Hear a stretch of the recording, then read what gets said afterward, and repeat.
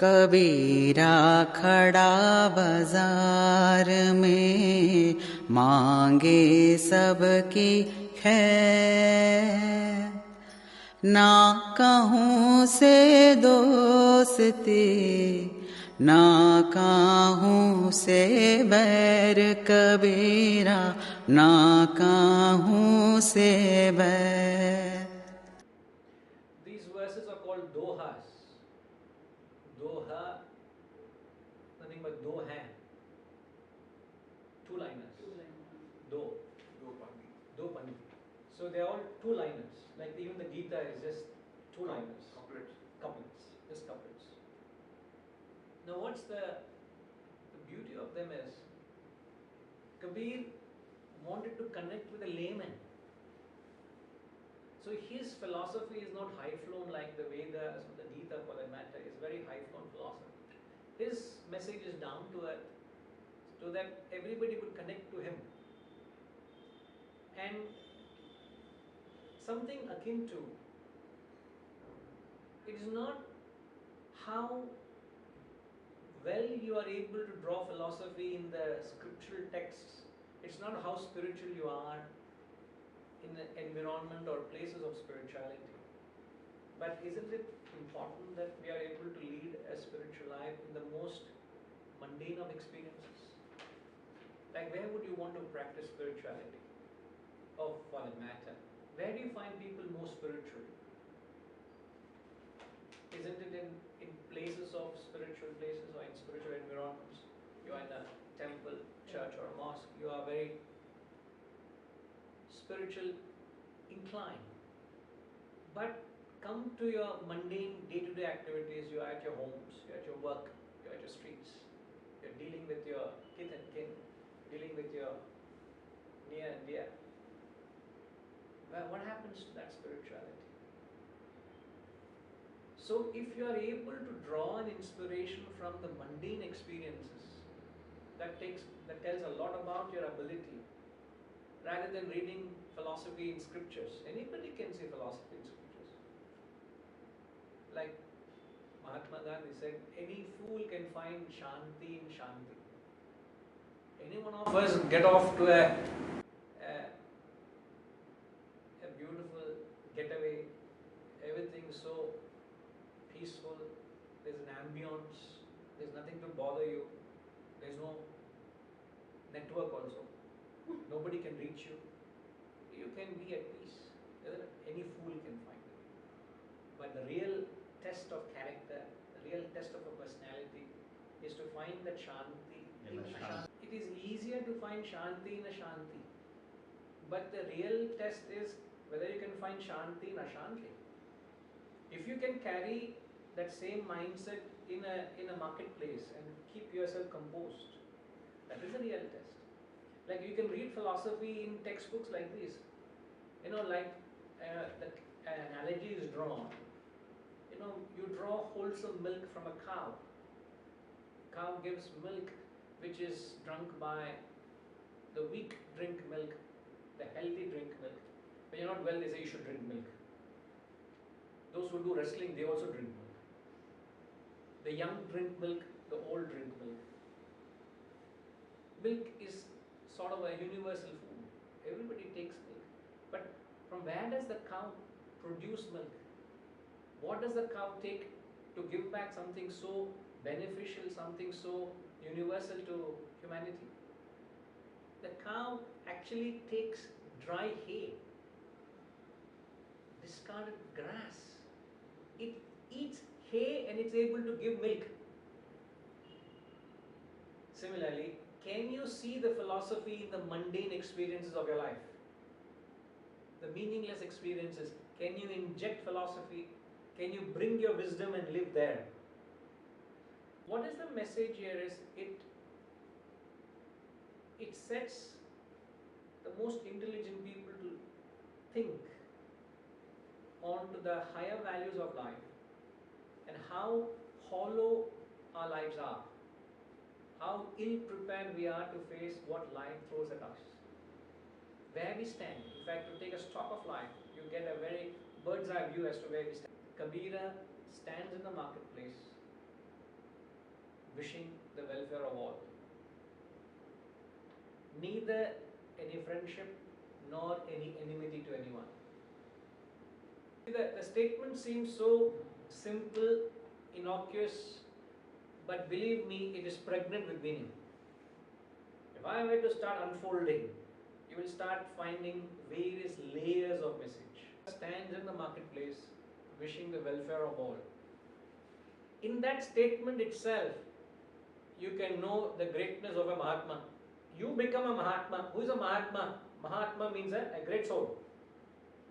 A person is considered, you stand out amongst others by the sheer. What do you gather from that statement, brother? Kabira stands in the marketplace. You and I are also in the marketplace. Isn't it? Whether be it your profession, whether you're an entrepreneur, whether it's business, whether you are, whatever be the nature of your work, you are in the marketplace amidst people. But what is the difference between us and a Mahatma? What is that takeaway from that line? He wishes the welfare of all. Seemingly innocuous, and the Sanskrit word for that is Loka Sangraha. Loka Sangraha. Sangraha means the welfare. Loka is the world at large. Are you striving to wish the welfare of all? Are your efforts towards everyone's well-being? Or are you trying to advance your own cause even if it means at the cost of others?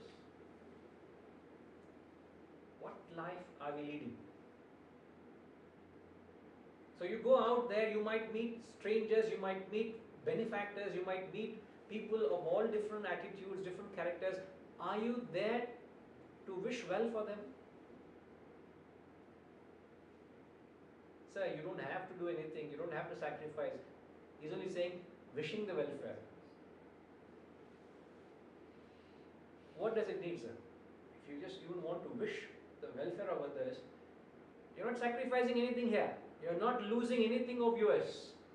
We're just talking about an attitude of, I wish all the best to you. Which you would do to your near and dear. But would you entertain that to anyone out there? Would you lose anything to have an attitude of that? Nothing. You will, on the contrary, gain peace. You gain a lot. So much peace you gain.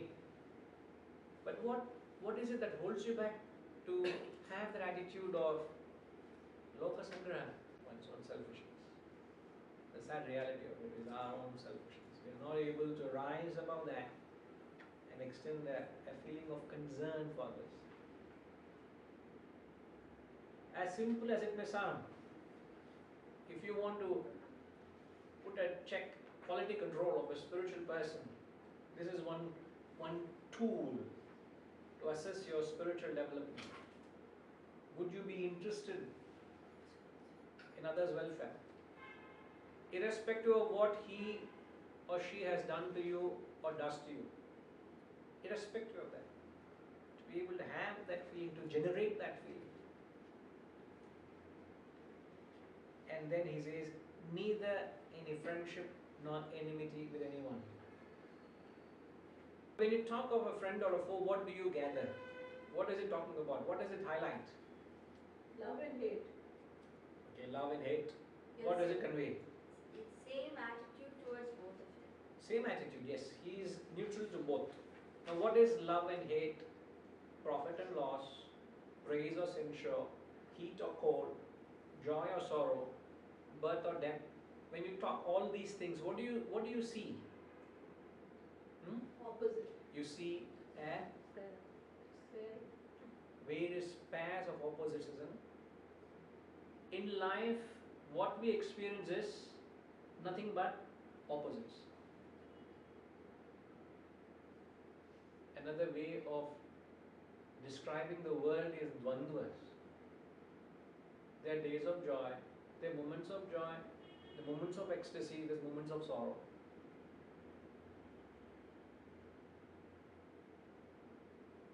There's good happening at times, there's bad happening at times. The world is nothing but dvandvas, means opposites. So he just uses the word friendship and enmity to symbolize how does he handle the pairs of opposites of the world. How does he handle?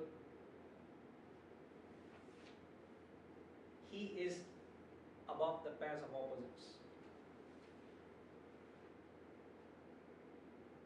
Now a little joy comes to you. What does little joy do to you? Gives happiness. Gives happiness. A few experiences later, a little sorrow comes to you. What does little sorrow do to you? Sadness. It gives a little sadness to you. Now what has joy done to you and what has sorrow done to you? Happiness and sadness, opposites. Certainly, they are opposites. But what has those two extreme opposites has done to you? Hasn't it influenced your personality? Yeah. Hasn't it changed the stance you were in? A little joy came, let's say you were joyful, a little joy came, you were elated. There's a happy occasion in the family. Oh, you're not able to contain the joy. You're jumping leaps and bounds. You're not able to punctuate what you're doing. So much of joy, excitement. What has joy done? It has put you at which cloud? 9. Some cloud. Cloud 9, as I say. You're not alone. You're not grounded. Something sorrow comes to you. You're gone. 2-3 level basement चले गया कहाँ पे? So what the world is doing to us is, the world seems to have an impact. So the world seems to affect us, isn't it? So when he says he has got nothing to do with friendship or enmity, he means he has risen above the pairs of opposites of the world. It's just not friendship or a foe. You can extend it to every facet of life.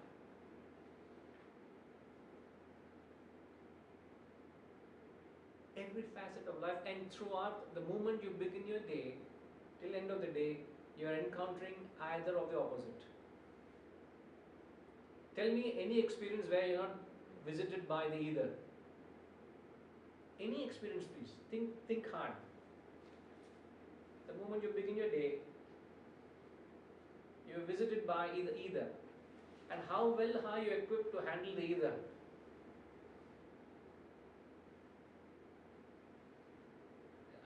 You're able to connect with them. You've got to be in that medium where that doesn't matter to you, neither should this affect you.